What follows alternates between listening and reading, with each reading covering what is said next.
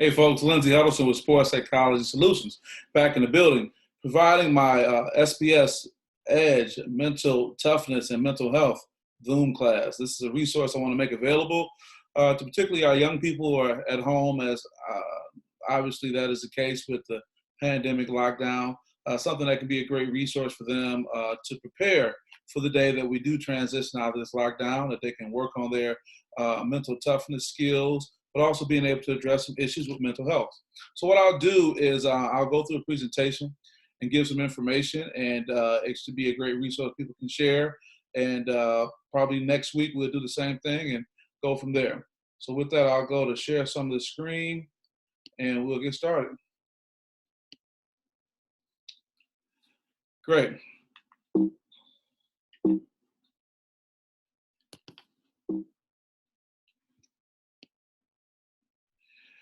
My background, I have about 25, I even say 30 years of experience as a teacher, as a coach, a motivational speaker, a lobbyist, author, and a sports psychology consultant. I returned to my old high school, Henry Ford High School in Detroit. I replaced my actual English teacher, which was crazy, and that's always a great story. But also I coached the same team that I played on. I was a junior varsity coach at Henry Ford, and it was a great experience because I played JV and varsity, and to go back there and be a coach was great. Then I traveled the country as a motivational speaker with a company called Student Success Incorporated. There was a presentation I gave throughout the United States as well as Canada called Making College Count. Talked about how students can use their skills and prepare themselves to take full advantage of college or trade skills to be able to go to the next level. That was a great experience. It took me all throughout America as well as Canada, and I remember those moments to this day. Also, being a lobbyist, I ask many students in the audience, are they familiar with what a lobbyist is? And take them back to a historical reference. The term came from the individuals who used to be in the lobby at the Hayes Hotel across from the Capitol in Washington, D.C., across from the White House. They would go there and they would gather in the lobby with the expectation, meeting the senators and representatives as they came through. Thus the term lobbyist. And I've been able to lobby not only for Governor Granholm as their Deputy Director for Legislative Affairs, but also with Walmart Incorporated. I had about 3 states I was lobbying for. Also with Students First, education reform group out of Sacramento, California. And then also I'm still licensed as a lobbyist in the state of Michigan, and I try to advocate on behalf of young people as it relates to mental toughness, but more importantly, mental health. I'm an author. Wrote a book called Unlikely Saviors, Realizing the Positive Impact Athletes Can Have on Society Through Philanthropy. Also went on to work on my second book, which is in the process right now, called The SPSEdge, a guide to mental toughness and mental health post-COVID-19. We're still going through COVID-19 right now, but as I gather more content, that is my goal, to complete that book probably before the end of the year. And currently my work as a sports psychology consultant is what I like to do to help young people going forward. My skill set and passion, just to get a little bit more about my background. I was involved in politics, that's obvious, business and public speaking. Been able to do things from spending time with President Obama, but also my passion was education, sports, and charity. I talk about that a lot. It's very important to know what you're passionate about, and to be able to be in the presence of someone like, let's just get this thing to work, like the late, great Muhammad Ali was a fun time. And I love to tell that story of being with him during Governor Granholm's campaign. I met him when I was much younger too, but I was able to spend some time with him. And I also say he's the only person I let rub my head like that. The book and philanthropic project was my first nonprofit that I started, being able to use middle school athletes to promote health and wellness to their classmates. I've always looked at athletes as having a platform. That was the basis of my book, and also for the nonprofit that I started several years ago. Raising the national standard, that was stated by Jerry Colangelo, then chairman of USA Basketball. I'm happy to be part of the USA Basketball family, having traveled to several cities throughout the country to be a speaker, specifically with their youth development division, working with youth coaches as it relates to helping them connect to this generation of athletes. Also been able to present to the Association of Applied Sports Psychology, which I'm a member of. It's a great organization that's kind of the umbrella organization for sports psychologists throughout the United States and throughout the world. So to have given presentations there has always been a great thing, and I look forward to being involved with them going forward. Player development to professional development. I often like to say that your player development will lead to your professional development. You know, when I go into these practices and I see the guys, whether it's in football or basketball, guys or girls, and they're having to run suicides, and you see the person that always comes up short on the line, there's always one. Unfortunately, sometimes it could be the leader of the team, it could be the captain or a star player, and sometimes it's someone who's not really giving an output. But I'm here to tell you, the person who doesn't touch the line will have a hard time being successful in their professional life. Your player development as an athlete leads to your professional development as a person. Going all the way through, doing all the right things is very important. I'll tell a quick story about Jerry Rice, Hall of Fame receiver Jerry Rice. When he was in practice in college, every time he caught the ball, he would run all the way to the end zone. Every time, because his mindset was, this is what I want to do in the game. People gave him grief over it, but he's enshrined in the NFL Hall of Fame and has continued to have a successful career post-football. So your player development leads to your professional development, and I put that term together, PD squared, to keep that in mind. So as I talk to these young people today, and as you look at this video, just realize that your path to success is going to have some challenges. No one who's been successful has had an easy, direct way to go. Keep that in mind. So to make your journey successful, you have to understand there's pieces that you're going to have to place along the way. It won't be a straight line. It won't happen the way you want, but it can happen to be the way you need it to be in the end. What are your rules? There are 3 simple rules in life that you can live by. 1, if you do not go after what you want, you'll never have it. 2, if you do not ask, the answer will always be no. And 3, if you do not step forward, you will always be in the same place. I think that's something our young people in particular need to realize, because many times we get caught up with what our friends think, what other people think, and we don't really want to get involved and make things happen. But this is something that you can take as something that can help you. Now repeat those. 1, if you do not go after what you want, you'll never have it. 2, if you do not ask, the answer will always be no. And 3, if you do not step forward, you will always be in the same place. I had a chance to spend a lot of time with a lot of coaches, just like with the interviews I do now with players. Going back several years, shout out to my guy Horatio Williams. This is at the Horatio Williams Foundation. Several years ago with Coach Harbaugh. Always enjoy talking to him. And these are some of the excerpts from our interview. He said, every day you make a conscious decision. You can make a conscious decision to be mediocre and do the bare minimum, or you make a conscious decision to be great. I think those are excellent words. And no matter what your loyalties lie, Michigan, Michigan State, you know, whether you like football or not, that's an excellent point that Jim Harbaugh is making, despite what people may argue as a not so flattering record at University of Michigan. He's played at the highest level. He's coached at the highest level. So I take his words as being strong things to look at. Every day you can make a conscious decision. You can make a conscious decision to be mediocre and do the bare minimum, or you can make a conscious decision to be great. Me in this presentation, I could have decided that I didn't like the number of people who were participating in it and not do it. But at the end of the day, I'm here to put this content out to help someone.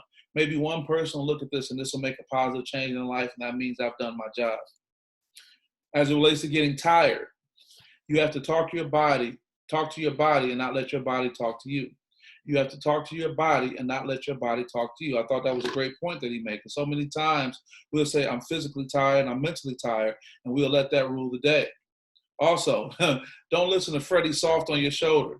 You got to brush him off. Freddie Soft is that fictional character that will sit there and tell you that you're tired, or tell you don't need to do anymore, or tell you you've done enough. Don't listen to him, brush him off. Spent a lot of time with him. This was some time ago, a few summers ago, wanting to be a D1 athlete. Every young person I talk to has a desire, it seems, to become a Division I athlete. There's nothing wrong with that, but I think so many times we miss what goes into that. He said you have to train, practice, and rehab, and follow advice from people that have your football interests at heart. I think a lot of times we listen to people who may be in your circle but may not really have your football interests at heart. I know it may be hard to decipher who that person is or what's going on, but at the end of the day, is this person telling you to listen to your coach? Is this person telling you to train? Is this person telling you to eat healthy? I mean, you have to listen to what that person is saying and close your eyes and try to filter that. Is this for your best interest? Also, you have to be like a sprinter. Great sprinters have a way of bursting when they see the finish line and creating separation from others. You have to keep that in mind. Be a sprinter. You got to be able to create that separation. What is going to distinguish you? You know, distinguish you may be getting up, doing your workout in the morning, and maybe making sure that despite a lot of people not doing their academic work, you still do it. What is going to distinguish you? People get passed up in the race when they think they have arrived or think it's a foregone conclusion that they're going to be successful. Sometimes the most detrimental thing to a young athlete is to get some praise and notoriety. Because when they get that praise and notoriety, they feel that they've arrived, that they've made it. And so many people hit a ceiling. and you wonder what happened to them. If you really want to know, look at the McDonald's All-American game. When you go back and look at years past and look at the people whose names you probably don't even recognize. There may be one or two people that you can say, okay, I remember that person. But other than that, you don't remember people because so many times things happen and you hit a ceiling and you don't progress beyond that. And you can do anything, but you can't do everything. When we talked about this, and you can find this video on my website at www.TheSPSEdge.org or at my YouTube channel, The SPS Edge, he was talking about not going to all the parties. He was talking about not hanging out all the time. He said, you can do anything you want, but you can't do everything. I think that's a good point. You can do anything, but you can't do everything. Coach Mark Dantonio, he talked about Division I sports are being extremely competitive and extremely selective. You have to be able to sustain. You have to be able to have effort that's focused throughout the process. He's absolutely right. Now, Coach Dantonio has retired from Michigan State. I look forward to being able to sit down with Coach Mel Tucker, who I've been able to be in contact with just the other day, as a matter of fact. But I think this is great information to share as far as what's expected of you. It's not just that you made it to Division I sports and you've arrived. There's going to be a lot of competition when you get there, and they're very selective. Coach Kwanza Martin, coach at the University of Missouri, a great guy, was in Detroit, the Rachel Williams Foundation a few years ago. We had a chance to sit down and talk.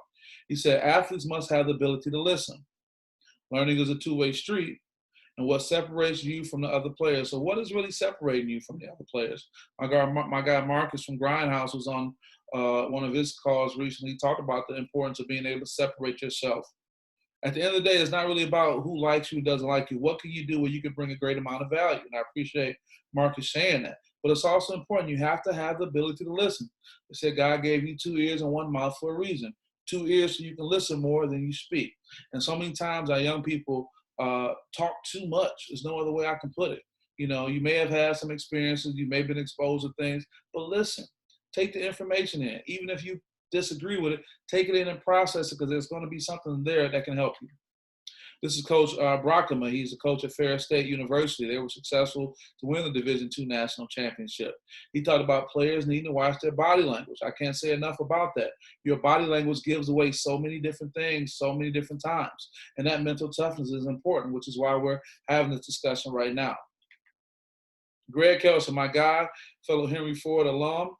Shout out to the Greg Kelser gymnasium at Henry Ford High School. I was able to get some scholarships from Brother Kelser as well. But he talked about every next rung of success you achieve will be a challenge. So if you're in a high school team now, you want to go to the next level, there's going to be a challenge. If you're in a collegiate level now and you want to go to the NBA or the NFL draft, there's going to be a challenge. Anything you're trying to do to move forward, there's going to be a challenge. I think so many times we think just because we want something so bad that the challenge is not going to be there. But that's absolutely incorrect. Every time you try to step up, there's going to be more of a challenge. You need to prepare yourself for that. Shout out to Coach P. Dub, Perry Watson of Southwestern High School. He coached Jalen Rose. He coached Voshan Leonard. He coached that nationally dominant Southwestern High School team. I told him during our interview, I remember when they came into the gym when I was on junior varsity at Henry Ford, they was just so big. They made the whole gym get dark, like they cut the lights off. They were so big. These guys had Nike sponsorships way back when high school teams didn't have that. But we were able to talk at the Rachel Williams golf outing, and he said, you have to develop a work ethic if you want to play at the next level. And I asked, what is work ethic? Because people use that term so loosely. He said, work ethic is when you work until exhaustion. A lot of times we'll say, I'm in the gym, I'm getting up shots. But can you work and push yourself to exhaustion? That's why in many cases you need an accountability partner, someone who can push you a little bit more. But sometimes, you know, Muhammad Ali, the late great Muhammad Ali, said he didn't start counting his reps until he got tired. Meaning it doesn't count until you're tired and you can push yourself. So keep that in mind. With the next pick in the 2018 NBA draft, I've been able to spend a lot of time around Michigan State basketball and see these young men, Jaren Jackson, who's part of the USA basketball family, as well as Miles Bridges. And to see those guys transition from collegiate players to be in the NBA right now and learn little things about them and to be able to share things about what can help them going forward was amazing, whether it's body language or the ability to keep a positive outlook on life. So these are young men who transition. These are young men who have been where many of you want to go or have aspirations to go. And you have to keep in mind that it's important that you take in all the right things and have a positive mindset about going forward. So in the sports psychology consulting session, what are the things I talk about and do? We address the fear of failure, which is important. Discuss any performance issues you may be having, whether it's trouble on the free throw line, trouble making a field goal. I had one client who was a nationally ranked, a national champion in the high jump. He was able to do some great things, whatnot. And so with that, it's really important to know that we have performance issues. Pole vaulting, excuse me, is what he was involved in, but we can discuss performance issues. Also, you want to assess mental strength and weaknesses. You want to keep that in mind. You want to be able to assess mental strength and weaknesses. Also, you want to benefit from a different viewpoint. You want to benefit from a different point of view. Somebody can share something with you that can be really helpful that you didn't really think about. And as a sports psychology consultant, I'm not here to talk about your playing time and talk about how you can't play because of what you've been doing or you haven't been doing. I'm not that person that if you share something with, I'm going to go back to your coach and tell them it's going to hurt you. It's a different viewpoint that can help you. Also, making action plans. That's really important too. You want to be able to make action plans. What am I going to do now going forward? I think a lot of times we talk about what we want to do, but we don't have a plan of action. And when you have a plan of action, you can help yourself be successful going forward. And most importantly, realizing higher levels of confidence. In many cases, the issues many young people have is because they don't have high levels of confidence. So as I get ready to move on, this is just going to be an idea of some of the things that we're going to talk about and address going forward. We want to talk about being in the zone and having flow and a number of other things too. And before I get to any other thing, I'll probably stop right there. Because what I want to do is better provide an opportunity to go into a number of things like I discussed before, to include goal setting, imagery, mental rehearsal, positive self-talk, maintaining proper motivation, breathing relaxation techniques, concentration, emotional control, confidence, forming healthy habits, and getting quality sleep. So these are things we want to talk about going forward. I'm reminded of something that Coach Harbaugh also said, that a lot of players are not mentally tough. They're not mentally tough. And that's not a negative. It's just a reality. It may be the experience you've had in your life. It may be that your family went through a lot before you, so they provided you so many opportunities that maybe you haven't been able to develop a grind-like mentality. And if that's the case, that's okay, because what we want to do is address this going forward now. You want to be able to do two things. You want to be able to self-evaluate. That's self-evaluation. Shout out to Clark Kellogg. He's part of the USA basketball family. Enjoyed spending time with him. We both were presenting in Cleveland a few years ago. But also you want to better self-regulate. What can you do to get yourself back on task? That's Bryn Forbes right there doing an amazing job in the NBA. He's very big on mindfulness, which we'll talk about in a moment. He's very big on centering himself and getting focused again. Shout out to Bryn and all that he's doing. So mindfulness is what we're going to talk about. And mindfulness really involves two major principles. One is being able to stay present in the moment, being able to focus on what's in front of you right now. And the second is to be non-judgmental. Can you be present and non-judgmental? And there are companies who use this process. Google uses it with its employees. The Mayo Clinic, which is huge as it relates to cancer research and things like that. My beloved U.S. Marine Corps, I used it when I was on the rifle range, staying present in the moment. Also, Columbia Business School, so it ranges from business to academics. But now you, meaning anyone who's watching this, who's getting familiar with this, they can use this as a tool to help them be successful. Because your life can change in an instant. This is me after what could have been a fatal car accident back in 2016. As I give this presentation, my daughter's in the next room. But at the time, right before this accident, she was in the car 90 seconds before it happened. I dropped off at daycare and I made a couple turns, and a lady, as you can see, in this green vehicle in the back, T-boned me, ran the red light, and hit me. That was January 16, 2016. Well, April 4th, 2016, I realized I was let go from my six-figure job. I didn't see it coming. I knew something was happening, but I didn't know that that was going to happen like that. And fortunately, I had an entrepreneurial mindset, so I took my severance and I moved on. So here we are right now in 2020, living through a global pandemic, nothing like we've never seen before. And this came in an instant. I can go back to March 13 when high school teams thought they were going to be playing for their championship games in their respective divisions, and all of a sudden things have changed, probably never to be exactly the same again. So what is it that can help you? What helped me? Mindfulness helped me then, and it's helping me right now today. So with that, one thing I do every morning, I think is very important, because now we're in a position where many of us don't have a schedule. Many of us don't have something that we're working on. We get up when we want to get up, we do whatever. And I think you have to be careful not to get caught up in that, because it's really important to bring some structure to your life. So what I do and what I've been doing for the past 5+ years is every morning before I grab my cell phone, look at text messages, social media, and one thing or not, I do what I call a 10-minute miracle, meaning I clear my mind and I prepare myself by investing in myself first. So for the first 4 minutes, I write down what I'm grateful for, whether it's grateful for my daughter celebrating her 8th birthday tomorrow, whether it's grateful for my family, the people in my life who are special to me, who bring me sunshine. I write down those type of things. And then I write down for the next 4 minutes my affirmations.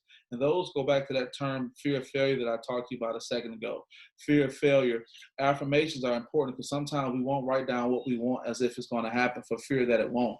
But affirmations are the things you want. What do you want to do? I want this condo. I may want this vehicle. I may want to have this kind of credit score. I may want to have this type of relationship. All these different things, whatever it is, you write that down, but you have to write it as if it's happening. You have to believe that. For the last 2 minutes, I write down, I meditate. And you can meditate, you can pray, but I help center myself. And I've even done that with my athletes before and after games. But my point being is this: for the first 10 minutes of the day, I invest in myself. Because this world is too fast moving, too hectic. Information flows so fast that if you just pick up your phone, the email, or TV, you're never giving yourself a chance to be able to know who you are and who you really want to become. Because you will be programmed. You'll be programmed by what's in your inbox, or what's been said on social media, and subconsciously you'll have these ideas going forward, all not knowing what it is that you really want. And since I did that, since I took that step several years ago, all the things I want in my life, I've been able to create. And I say that in all honesty. And I think it's something that can help you significantly. It's helped me with my mental health.